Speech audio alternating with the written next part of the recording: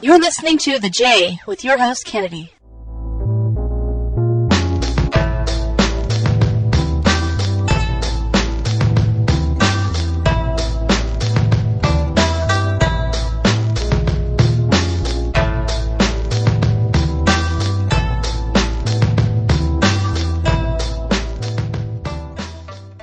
Hey, what's up, everyone? You're listening to episode 192 of The J ENT RADIO Podcast. My name is Kennedy.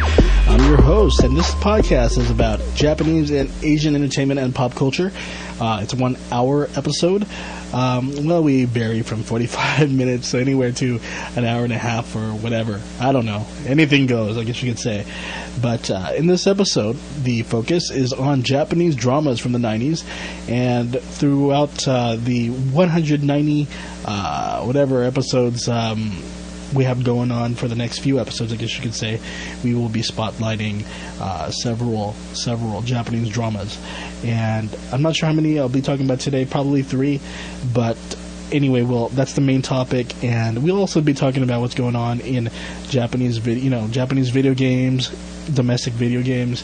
We'll talk about a variety of Asian entertainment news and what's on top of the charts in Asia and also around the region, I guess you could say, in the US, UK, and so forth. A lot of stuff to talk about. So everything's looking good. How's everyone doing today? What can I say, man? iTunes has came out, the new version of iTunes, and I can tell you it's very funky. I'm not digging it at all. It really is very confusing. I actually lost everything on my playlist, and it kind of ticked me off. So I'm just trying to figure this this whole thing out. It's just not to my liking, and it's just pissing me off. So I'm not sure if a lot of you own iPods. I ended up buying a new MP3 player because my iPod was starting to die, and in terms of battery power, I mean, I used to have a lot and then it started to dwindle down, and now I can only get about 3 hours worth. But the new iPods are out, and I'm not getting it. I'm just waiting for a better one to come out. So far, the newer ones has that titanium steel coating and all that, and it says 24-hour battery life. But I figured out that there's so many variations of MP3 players now these days that they offer more things. And yes, I buy iPods because everything I have is usually Apple based in terms of computer hardware and so forth. But in this case, I said, you know what, I'm going to try something different. And I still want to get an iRiver for offline recording, so I don't have to bring a digital video camera or anything like that anymore to record podcasts when I'm out. But this one, I just wanted to experiment with a creative MP3 player, so I'll give that a try. Didn't cost that much. Went to Slick Deals and found a good deal on there. So it's all good. I'm enjoying it, and it's really interesting to see the variations of MP3 players out there and how different it is from an iPod. So it's all good. It's all good. But anyway, a lot of things to talk about in this episode, but the main focus are dorama. That is Japanese drama, the phonetic way of saying it. Just a little story behind the scenes of Japanese dramas, and for those of you who are living in the United States, and also maybe who are maybe not familiar with Japanese dramas, or mainly familiar with Korean dramas.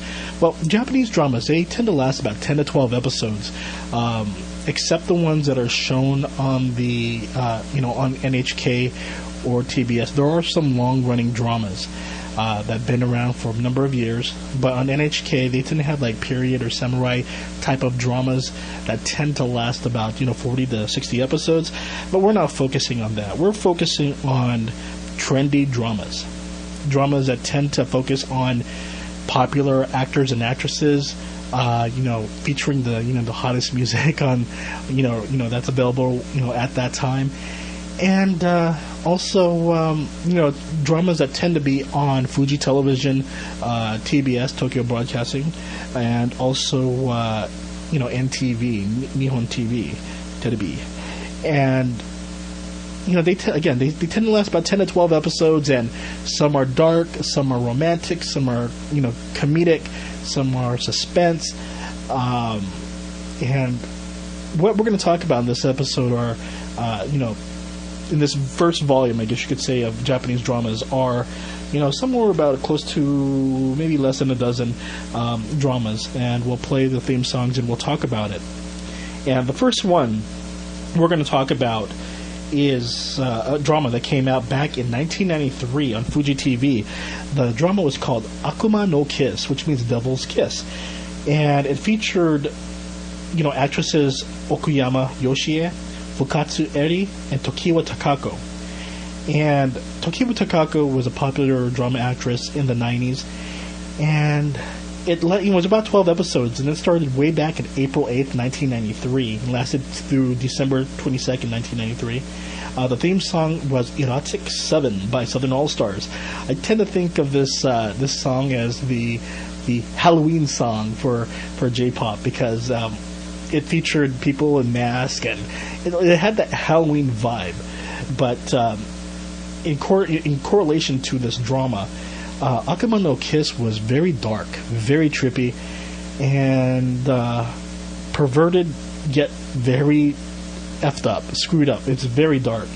It's a drama about a girl named Misao who's studying to be a painter, and a girl named Marco who is a university student, but earning money via dangerous ways, as you know what I mean, by selling services and so forth. Yurie is, working, diligently, working hard, but spends her money on a dangerous religion.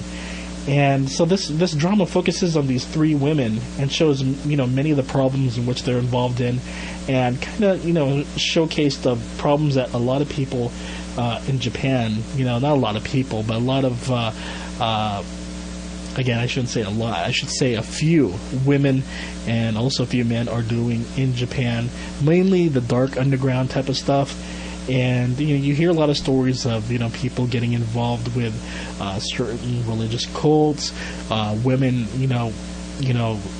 pretty much having sex with men for money, and pretty much just a little bad, a few bad things. And in this drama, it spotlighted that. And for me, it was a little bit too dark for me. I'm not into dark dramas. I watched a lot of screwed up dramas, and this one was, ranks up there for screwed up dramas. I mean, effed up dramas, very dark, and it seems like there was no light at the end of the tunnel. It was just, for these three women, no matter what's going to happen, it's just effed up. So I guess the only shining light was the theme song, in my opinion. And the theme song is just so freaking awesome. And again, I call it the Halloween song. Awesome song. The Southern All-Stars, Erotic 7 from 1993. Here's the Fuji TV drama, Akuma no Kiss, with Erotic 7. For those of you who are not familiar with the Southern All-Stars, you can say that they're like what Rolling Stones are to the U.S. Well, what they are to Japan. They're a very popular band that debuted way back in the 70s, and they continue to be a very popular band. Kawata Keisuke, who's the lead vocalist, even as a soloist, he still dominates the charts. Southern All-Stars still dominate the charts. Their albums and CD singles still reach number one, and they still have that longevity. Their music is always hip, and doesn't matter. Doesn't matter what time period. Their music still does very well in Japan. And if you're looking to experiment with some different music out there, and maybe classic or present music from Southern All-Stars, you'll definitely like it. Very good stuff. So, did I say stuff again? Damn it. Anyway, going on to the next drama. 1993 Asanar Hot Show. なあ、せっかくだからさ、俺たち今日からアスナロ会にしようぜ。明日ヒノキになろうとする木、明日違うものになれるなんてワクワクするじゃん。浪人時代暗かったもんな。アスナロ会か。案外いいかもね。アナプロで。今日決まりだな。名付け親はアルミ。私？そうだよ。あの時なるみが迷い込んできたから私たち出会った。I guess you could say that in the U.S., where we had the Brat Pack, the Molly Ringwald, the Charlie Sheen, or not Charlie Sheen, but he was part of the Brat Pack, I guess you could say.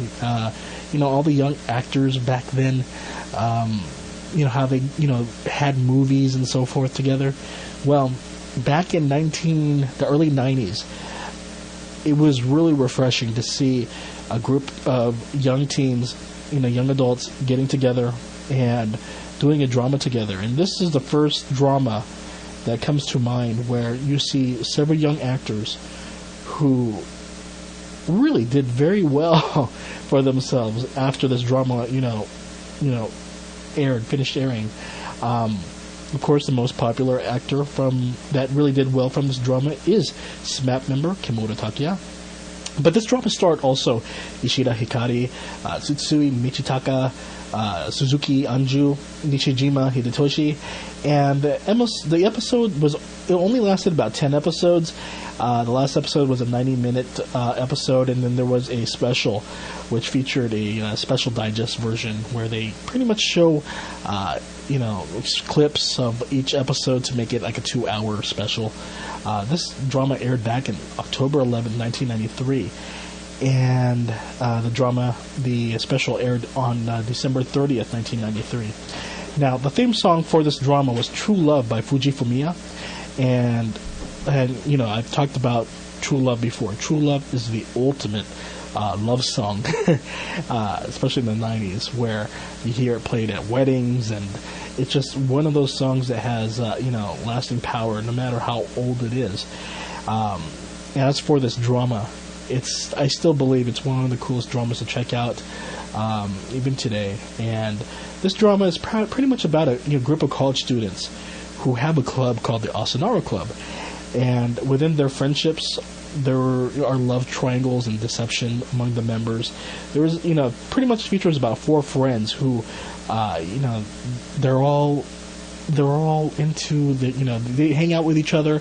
They hang out and see, they watch their friend who's a pianist, and they just watch him play, and they hang out, and they're pretty much having fun. But one day, a girl named Narumi, while taking a test, she loses, she needed a pen, and some guy gives her a pen. So she wants to, return the pen, and next thing you know, she finds him walking into this building, and in that building is where the Asanaro Club are. And next thing you know, she pretty much gets inducted and becomes friends with the Asanaro Club members, and a love triangle tends to develop, where Narumi loves Tamotsu, and Osamu, who is Kimura Takuya, loves Narumi, and the love triangle tends to deepen, and then you start to find out that the pianist Junichiro loves the main male character Tamotsu, so you find out he's gay, and a lot of things go to hell pretty much within their friendships. But this is pretty much focusing on the life of these college students and how things develop and how things start to crumble. But at the same time, aside from sadness, there is happiness within this drama. And there is a scene that will always stay in my head, is where Narumi pretty much, without spoiling it too much, just Narumi wants to tell the person that she loves, that she loves them. And you see her running to this bridge, and it's just too late. And you just see her on the bridge while the guy pretty much, leaves by taxi and just drives off and leaves the area, and she's pretty much devastated. And that scene is a scene. If I ever make a movie, I want that scene to be there. I mean, I tend to. There's a few things from dramas that just stay in my mind. I just think, wow, that's just wonderful, a wonderful scene, and this one had it. And anyway, this drama will always be special to my heart. As most of you know, me and a group of friends actually had our Asanaro Club, which was part of J-DORAMA back in the 90s. Fellow Japanese friends of mine and us, we had the Asanaro Club, and a lot of people in the area, joined in, and the college had their local, official Japanese club, but we had the Asanaro Club where, we just hung out, had fun, and it was more of a social thing, but the parties were at my house, and, we just had fun. We had fun and gone out, always had fun for that part of our lives back then, during our college lives, I guess you could say. and it will always be close to my heart. And just to let people know, the Asanora Hakusho, like most drama themes, like original soundtracks, the original soundtracks are mainly the music. They usually do not carry the vocal versions. You usually have to buy the CD singles for that, and that's how it is. That's how it is with most dramas. And this one, Asanora Hakusho, if you do buy the soundtrack, it's mainly the music, True Love in various versions, acoustic, piano, and so forth. So just want to let people know, if you like the song and you see the Asanora Hakusho soundtrack, because I see it quite a bit when I go to the Bay Area at Chinatown. I see the Asanora Hakusho soundtrack. So for those of you who are wondering, should I get this or not, just to let you know, it's mainly the instrumentals. So anyway, here is the ultimate love song, True Love for Mia with True Love. Again, the ultimate love song. Now, going to our final drama that I'm going to talk about in this episode. Instead of talking about a dozen dramas, I figure I'm just going to do a few per episode while we're in these 190s episode. I'm talking about 90s dramas, so I think it's fitting. And this drama, the last drama I'll focus on is For You. For You stars the actress Nakayama Miho, who plays the girl named Yayoi. And then there's Takashima Masanobu, Muraguchi Hiroko, Takahashi Katsunori, and Katori Shingo, and Yokoyama Megumi, and I call him Child Prodigy because he's the best child actor at that time, Akaishi Ryotaro. I always have a problem saying his name. But anyway, For You is just a wonderful drama. I think this is just an awesome drama. It's about a woman. Just imagine a woman, finds her perfect love. And this is just like the perfect couple, the dream relationship that she's in. And, she goes to the airport to pick him up from the airport, and so excited. And then she finds out that the plane has crashed. And she finds out that her perfect love, the perfect guy in her life has now been killed in this airplane accident. And she happens to faint. And while she was at the hospital, she finds out she is pregnant with his son. And pretty much this was Yayoi at the age of 19. Flash forward, I guess, to the future, 5 years later, and you find out that she has been a single mom, and she has raised a son, and at the same time she has, things are, pretty much changing in her life. She has to get her son prepared for school, his first year at school, and at the same time she has lost her job, so she needs to find another job. So upon going on, getting prepared to go for a job interview, she sees a stylish guy, who saves a kid from being hit by a car.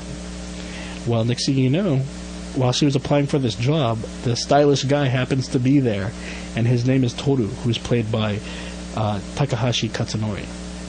Well, the two develop a relationship, and pretty much, she's a loving mother. She's devoted her 5 years to her son.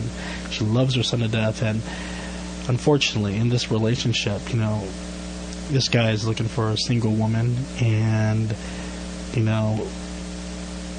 not necessarily one who has a kid. And so what she does is pretty much hides her kid. Doesn't tell him that she has a child. And pretty much that's the main story of the love between her son and her love for Toru. Now, to add a little interesting thing to the mix is her neighbor, Mori. And Mori happens to be one of the teachers taking care of the children, the class that her son attends, and her son pretty much bonds with Mori, while Yayoi is busy with work and trying her best to work in her new job at an architecture firm, and having this relationship with Toru. She pretty much, I don't want to say neglects her son, but she misses picking him up, and she tends to depend on Mori to watch her child. And so her son, pretty much her 5-year-old son, tends to have bonded with Mori, the teacher, and become really close friends. And Mori, is like a father to Toru, while Yayoi is busy with work and attending to her relationship. And pretty much, the perfect love who died in the crash. Well, his parents tend to notice that she's been neglecting her son, and so they want custody of him. And then this leads to this little mess of her love for her son, her love for Toru, and then having to reveal that she has a son. And a lot of little twists, a lot of triangle relationships in here, but the thing is, it's very, very well done. And to make things work is that the son, at a young age, he nails down these emotional parts. He nails down the parts very well, which I have not seen in many Japanese dramas. You rarely do see young kids perform very well. And in this case, Ryotaro Aikashi does a great job. And I can't say so much for this drama. Check it out. Very awesome. It was shown in the U.S. via the international channels, and it was English subtitled. So hopefully on drama training clubs or so forth, you may be able to watch it. But definitely a drama you should check out.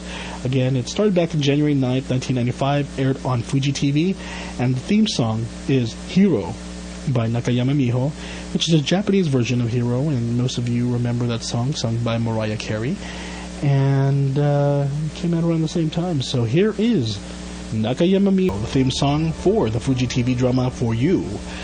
Anyway, we'll be doing, we'll be talking about more Japanese dramas in upcoming episodes. We'll spotlight 3 more. 3 in each episode for these 190, number 190 or to 199, I guess you could say, episodes of the J.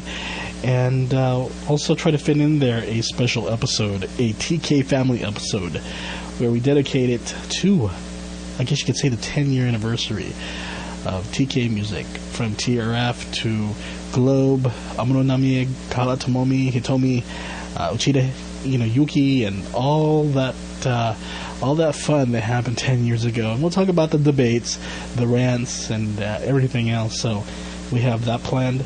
But anyway, I guess you could say that I've read your some of your letters. Well, I've read all your letters, but some of your letters did pertain to certain parts of the episodes that you miss. And I guess a lot of people are missing the type of dialogue, I guess the weblog type of talk that I used to do back then in the first year of the J.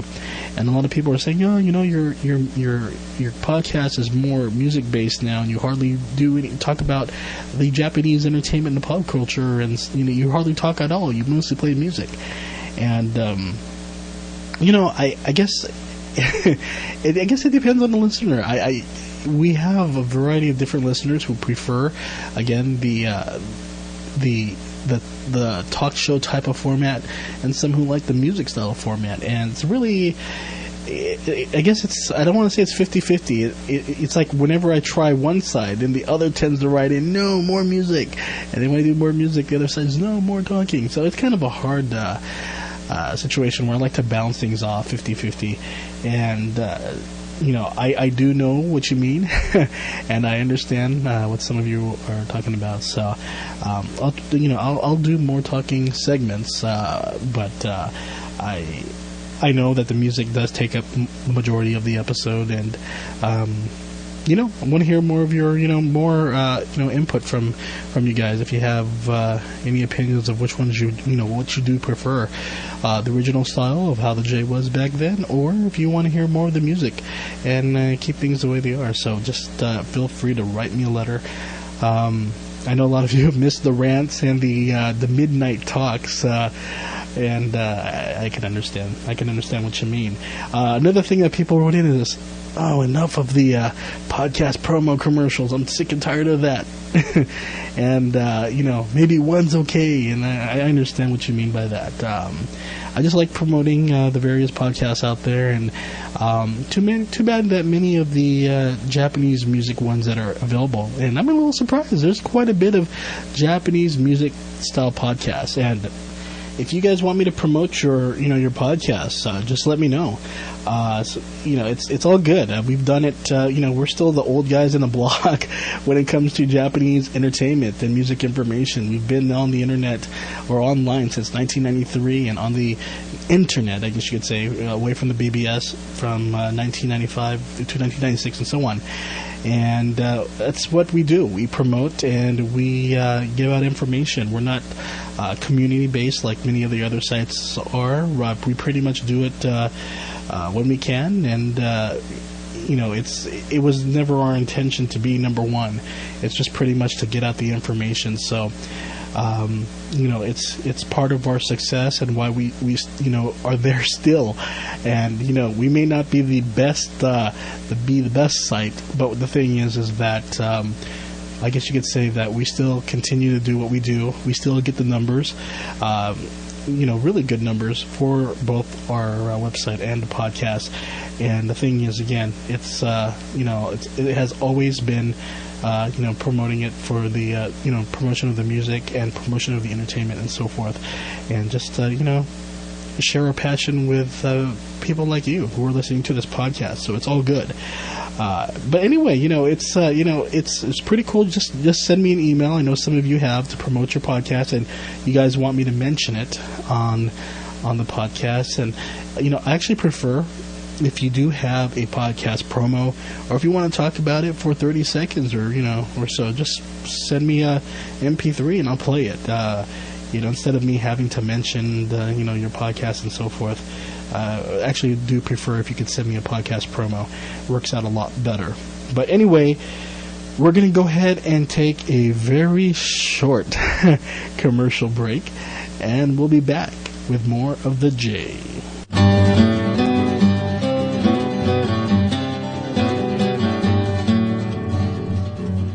Hello, this is Chef Mark Tafoya from the Remarkable Palate Podcast.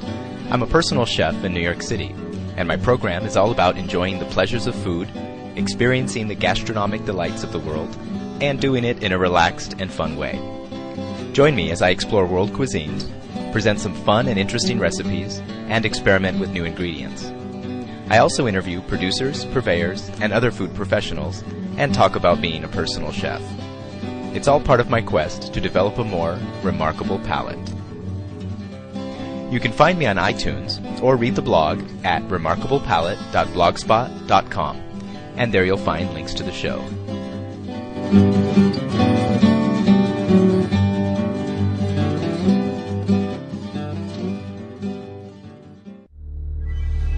The town of Shadow Falls holds a secret some will kill to protect, and others will die to expose. For it is on this ground that the prelude to Armageddon has been battled over for more than 300 years.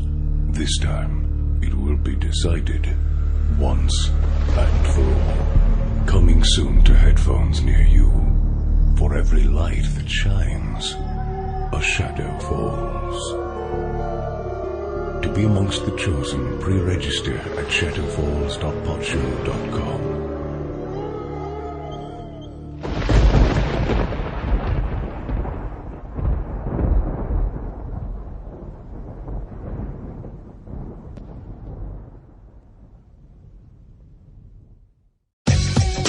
Get this podcast and more great ones like it on the High Performance Podcast Delivery Network from Podjo and Limelight Networks. I love it. My name is DJ Helsing, and I would like to invite you to DJ Helsing. Check out Tips and Tricks October issue for $5 off coupon on page 41. Hope to see you at McComicon. Hi, it's the Cine Gang, a Filipino-American podcast. We discuss Filipino-American life from Virginia Beach, Virginia. So check us out at cine-gang.com. We talk about anything and everything from our unique Pinoy perspective. We offer a Filipino word of the day. We offer examples of Pinoy power. We talk about poetry, food, or whatever comes to mind. So visit us at cine-gang.com and join us. The Cine Gang. Hello, JN fans. This is Kumiko Kato. Please check out my website at www.kumikokato.com. And now, back to JN Radio. Now, here's the news.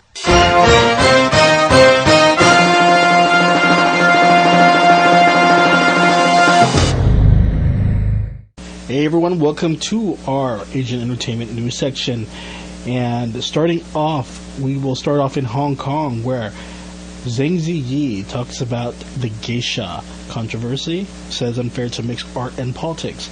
As many of you have remembered, a lot of people were very ticked off that the film Memoirs of a Geisha featured Chinese actresses, Zhang Ziyi and Michelle Yeoh.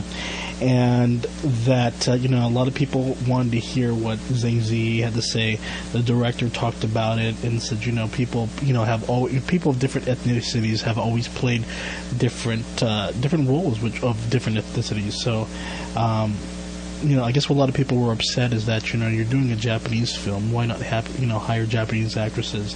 Why not, if you're doing a Chinese film, hire Chinese actresses and so forth. There's so many actresses that you could go to, and, there's always a debate about that. But anyway, during this press conference for Zhang Ziyi's upcoming film, Chinese language film, The Banquet, the Associated Press decided to ask Zhang Ziyi regarding the controversy, and of course, Zhang Ziyi's manager tried to cut off the question by saying that, press cannot ask questions regarding another film. Keep it on topic. This one, the topic of the film, The Banquet. But Zhang Ziyi did answer, and she happened to say that that you can't turn this into an ideological matter. Art is art. It's a little unfair to artists to link it to politics, be it the director or actors. It's not really fair, said Zhang Ziyi. And this was from AP. And Chinese, the Chinese have been very critical of Zhang Ziyi, and she's been really bashed in the gossip newspapers and so forth.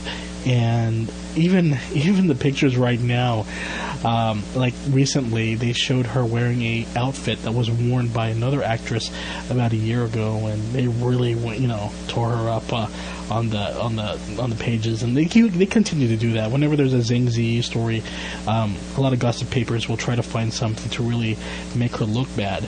And in this case, Chinese internet postings denounced Zhang Ziyi as an embarrassment to China over her role in Geisha, which featured ethnic Chinese actresses Gong Li and Michelle Yeoh as geishas. So the controversy still continues to exist, and it still continues to plague her. So moving on to the big story, I guess you could say for a lot of people, that the Nintendo Wii will be coming out in December.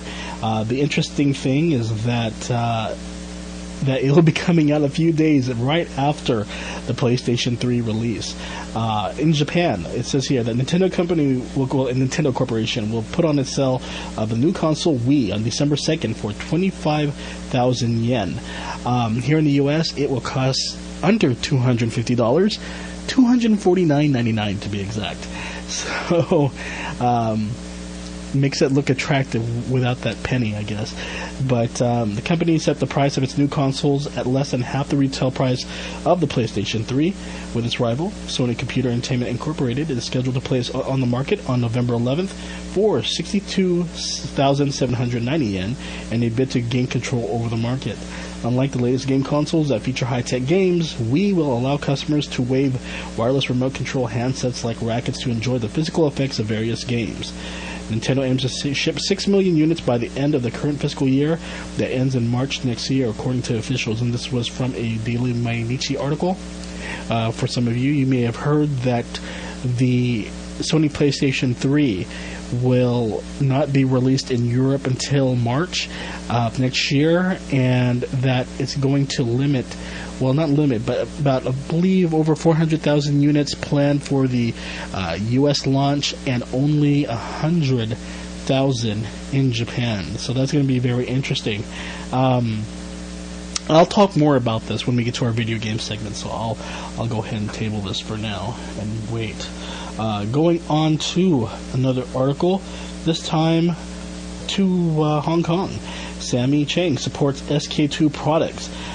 For those of you who have seen the reports that the Japanese skincare company, their SK2 products, have banned substances inside which can cause reactions on the skin.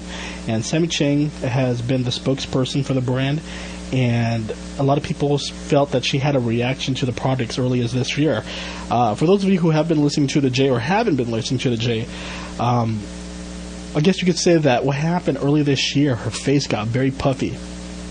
And there was a lot of speculations that she was pregnant, or she had some major sickness, and a lot of things going on. But she said it was a bad reaction, like allergic reaction.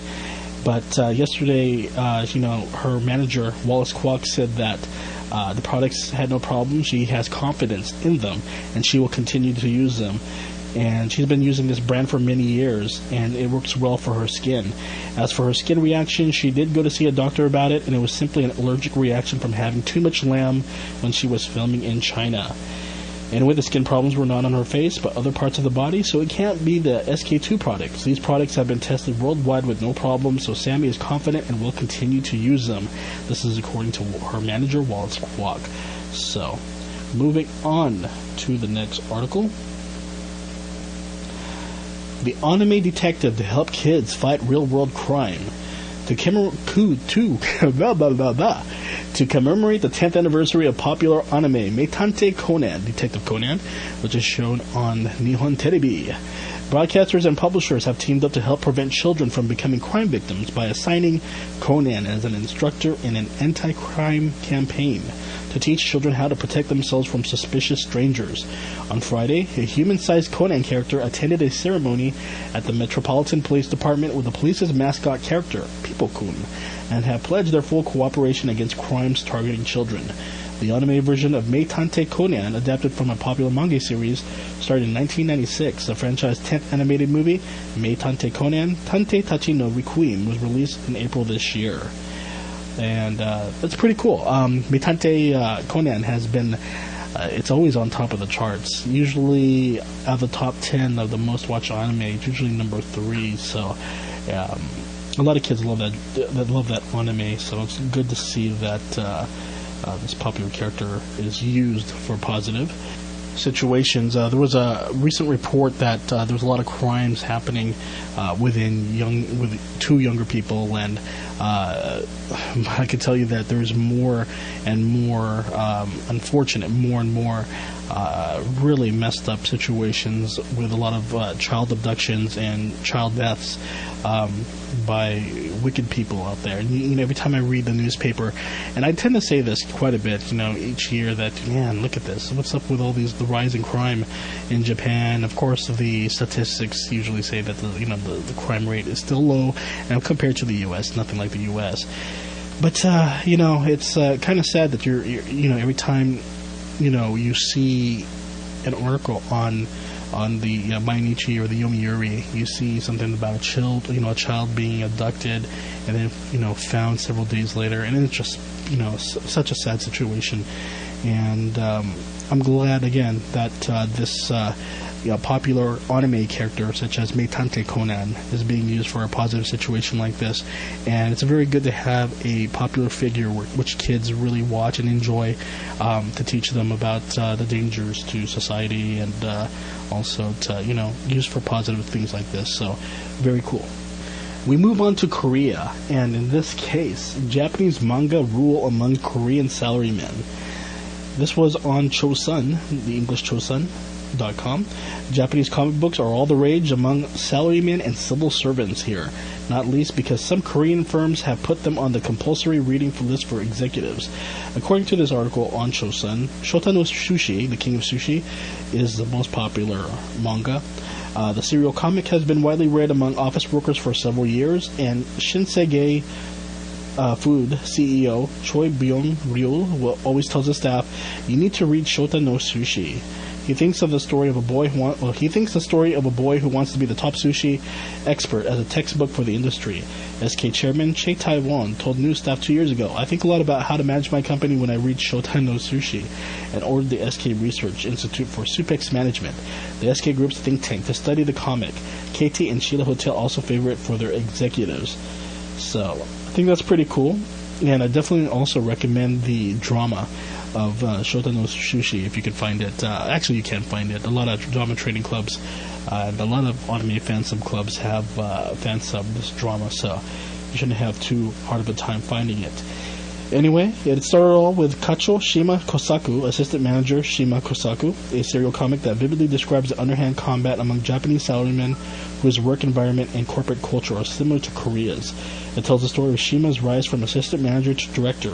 An MBA course in the U.S. chose Kacho Shima Kosaku as one of its textbooks to understand what corporate culture is like in Japan, says a staffer with a big domestic corporation who admits he has stacks of this manga. Many Korean office workers are reading Japanese manga not just for fun, but also to get a variety of expert knowledge. So that's really cool. Anyway, that is our entertainment news of the week. Not much of major entertainment news happening from Japan. Big news, pretty much, that started off the week is pretty much just more of Kikanju, Sailor Fuku to Kikanju, which is sailor suit and a machine gun.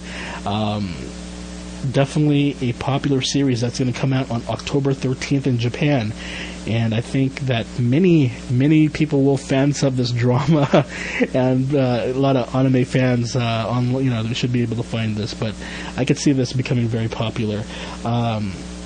Back in 1981, the film Sailor Fuku to Kikanju, starring Yakushimaru Hiroko, was a hit, including a theme song sung by Yakushimaru. A drama series was released in 1982, starring Harada Tomoyo. 25 years later, the Sailor Girl with a Machine Gun returns to a drama series to debut on TBS on October 13th. So you might want to check this out. It stars Nagasawa Manami. And so far, a DVD will be released on September 21st. And this will have clips of the actress and, little clips from the pilot. So definitely something that a lot of people are very hyped up about right now. And again, the title is Sailor Fuku to Kikanju, Sailor Suit and a Machine Gun. So check that out. Also, Wins, Keita prepares for solo debut. Lead vocalist for the band, Wins, will be venturing into the solo vocalist field with a solo single to be released on October 18th.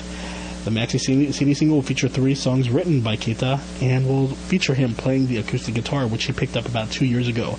So the CD single Boogie Woogie 66 from Wins is currently available right now. So check that out. Sawajiri Erika, news on her, pretty much how her drama alter ego Amane Kaoru dominated the Oricon charts with the song Tayo no Uta. Did very well. So something to check out.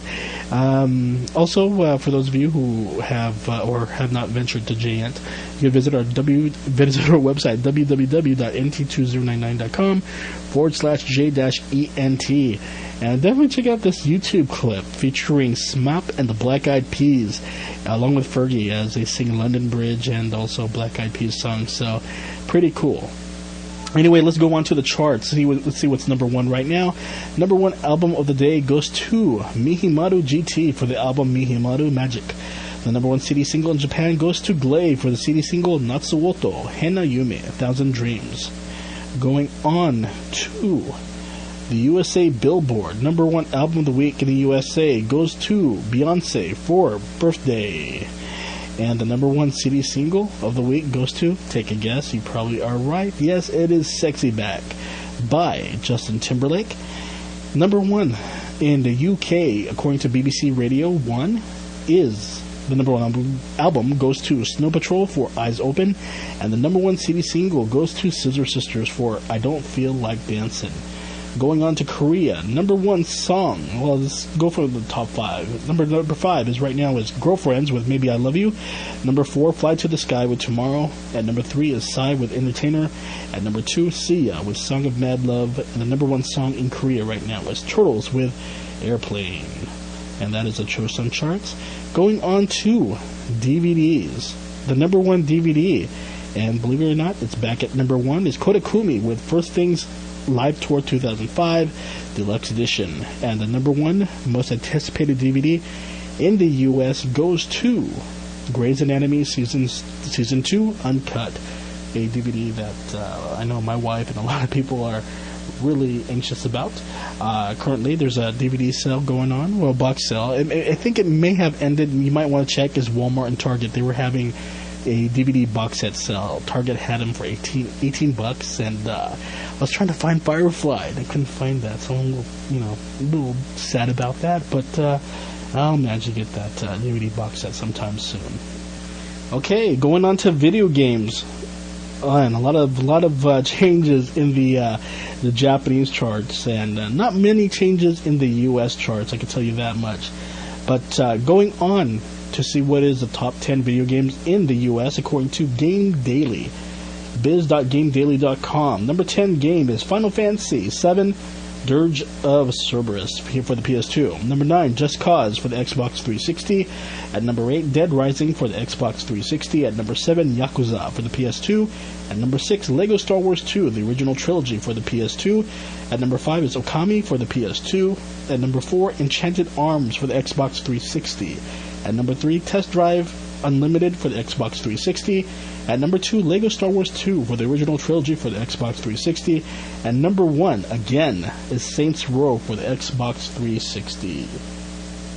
Going on to Japan and seeing what the top 10 games are right now. Number 10, Mario Basketball 3-on-3 for the DS. And I believe that is out. I haven't seen it, haven't played it yet, so haven't found it yet. But I saw it advertised in the newspaper this past Sunday, so gonna pick that one up. But number 9, Phantasy Star Universe for the PS2. At number 8, Oide Yo Dobutsu, Animal Crossing for the DS. At number 7, Rhythm Tengoku for the GBA. At number 6, Shaberu DS Ryori Navi for the DS. At number 5, Moto no wa Kita Eru Otona no DS Training for the DS. At number 4, Mugitate Chinko Nobara Iro Rupiland for the DS. At number 3, Final Fantasy 3 for the DS. At number 2, New Super Mario Bros. For the DS. And the number 1 game is actually not a DS game, believe it or not. It's for the PSP. Tales of Fantasia from Namco for the PSP is the number 1 game of the week in Japan. And going on to toy charts, at number 10, for you hardcore collectors, toy hunters out there, at number 10 is Ms. Marvel, Marvel Legends, Toy Biz. That was part of the Walmart exclusives. At number 9, Hordak, Masters of the Universe. At number 8, Superman from DC Superheroes. At number 7, Psylocke, Marvel Legends, Series 14 from Toy Biz. At number 6, Optimus Prime, Dodge Ram SRT number 10, or SRT 10, the Transformers alternator line from Hasbro. At number 5 is the 12-inch Jedi Luke Skywalker for Star Wars 12-inch line Sideshow Toys. At number 4, Falcon, Marvel Legends 14 from Toy Biz. At number 3, Green Goblin from Marvel Legends Series 13 for Toy Biz. At number 2, Sentinel, Marvel Legends Build, or BAF, you could say, for Series 10 for Toy Biz. And number 1, continuing at number 1, is Mirage, the 4GT for Transformers alternators. And that's the number 1 toy, voted number 1 at Toy News International. You can visit Toy News International at toynewsi.com. That's TOYNEWSI.com. Check it out. A lot of people have written in to find out if I found my Optimus Prime, and yes, I did find my Optimus Prime. Doing a little search, it was around the time after I think a week or two after our Anna Jam episode, and went to a Target and was able to find it. And now all I need is alternator camshaft, which is I think a Honda Acura, I believe. I forgot, but I need to find that one. And it's a little hard, so that's one thing I'm looking for right now. was at Toys R Us yesterday and saw the TIE Fighters. The whole Star Wars promo is going right now with the DVD releases, and as many of you know, the Star Wars DVD original trilogy, the 1 through 3, is currently available in the US, and it features both the digitally enhanced versions and also the original versions that were shown in theaters. Last year I purchased a box set, but this one featured the digital versions, and to tell you the truth, I really don't miss the original versions at all. I like the digitally enhanced versions, and the original versions that are on the DVDs that are released are pretty much the Laserdisc versions from what I've read. And it depends on what's your thing. If you like the original versions better, then go for it and check it out. Various versions are released at different stores. I know at Target, if you buy them, you can buy versions with a graphic novel, and also Walmart has these commemorative toys that are out to promote this release. But with the Star Wars things happening right now, the big collectors thing right now is Star Wars, and it's these big old, you remember back then the TIE Fighter and the X-Wing Fighter, and they're re-released, and they cost about $45 a pop, and they're only available at Toys R Us stores. And also there's a big AT-AT, the Endor AT-AT, which is the Endors with those Ewoks. Remember them? That's planet they live in, I guess. And they had the big AT-AT for that, so that one's going for like $90 or $89.99. So those are Toys R Us exclusives and what people are looking for. And if you go to a Toys R Us and you are interested in buying these, I guess you could say the TIE Fighters, the pilots, they have two different versions, one regular version and one looks very old school. So you might want to check it out if you are a toy hunter and are interested in those variants. The other big collector's news, as some of you know, for stamps, the DC superhero stamps came out several months ago, but a lot of people were not familiar with the composites. They're about 8 by 16.5, and they were recently released at U.S. Postal Service sites, but only the bigger sites. So that's where this is where you'll be able to find them. They go for $19 a pop, and they're framed and matted. Well, not framed, but they're matted in a matted frame, and definitely worth picking up. There's about 30 of them. There were about on the stamps there were about 10 different superheroes, 2 stamps each, and the composites feature an action collage version. So definitely something worth checking out. Again, $19.99, and for those of you living in the U.S., they're only available from your USPS, the bigger ones that sell merchandise. So definitely check that out. Anyway, that is a lot to fit in 22 minutes time, and wow. So while we near the hour mark of the J, what I'll do is I'll probably end the episode right now, and probably tomorrow for episode 193, I'll get to the topics of video games and so forth, and try to discuss that. So this episode is more so of a test. Episode 192 is more going back to the old school ways of doing how the J podcast used to be, more talk. Episode 193 is going to be, what we have been doing in 2006, a balance of the music and talk, but mostly more of the music. So definitely, let us know what you want and what you want to hear more of. You want to hear more interviews, you want to hear more of the music. I'd like to know if you rather have more entertainment news. Please let me know.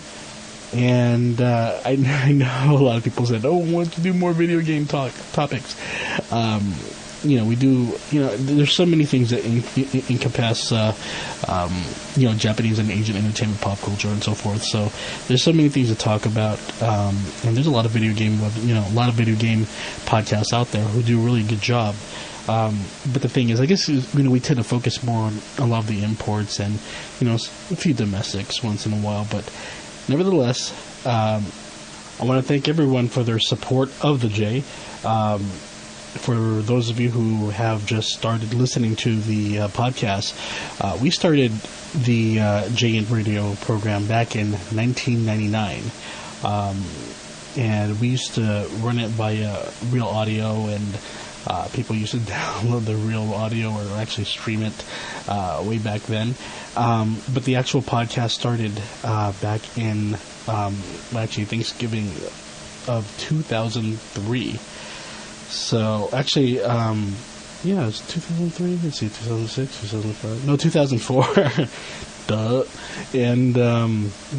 And it's been going strong. It's been going very strong, and we get a lot of feedback. It's just that the feedback is a bit it's a bit difficult. It's a bit difficult because a lot of people prefer to, for us to talk about one certain topic than a variety of topics, and that's one of the difficulties with the J's, because we want to cover Japanese and Asian entertainment and pop culture, and there's just so many things to talk about. And I know people have written in and asked if we could do a separate podcast for the import video games, and a lot of people writing in whatever happened to Toy Hunters and Venture Media Complex and so forth. And I think it's just all about timing, and it's very convenient for me to do one podcast instead of several.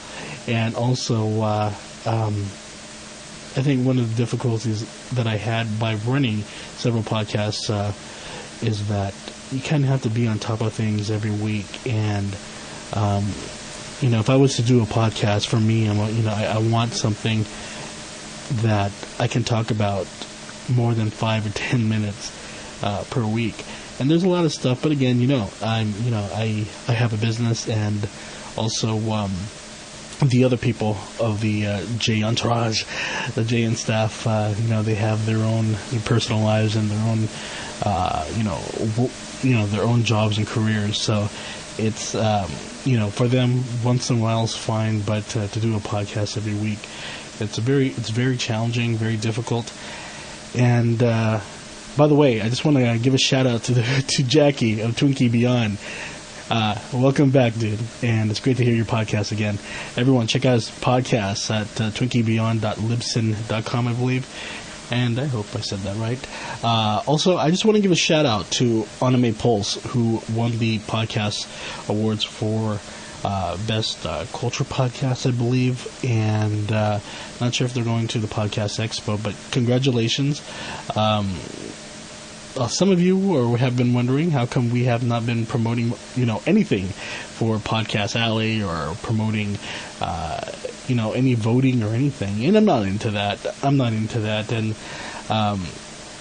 to tell you the truth, how I feel is that, if you like the podcast, it's all good. And for me, it's all about getting the information out, having fun, and just sharing the passion with you guys.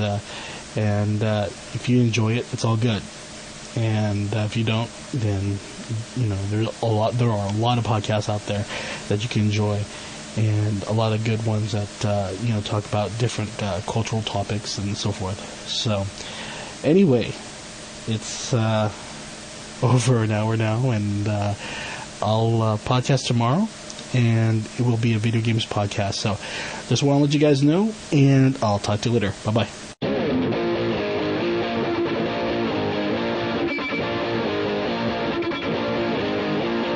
Visit J-DORAMA on the web at www.nt2099.com/J-ENT and email J-DORAMA Radio at nt2099@gmail.com. See you next time.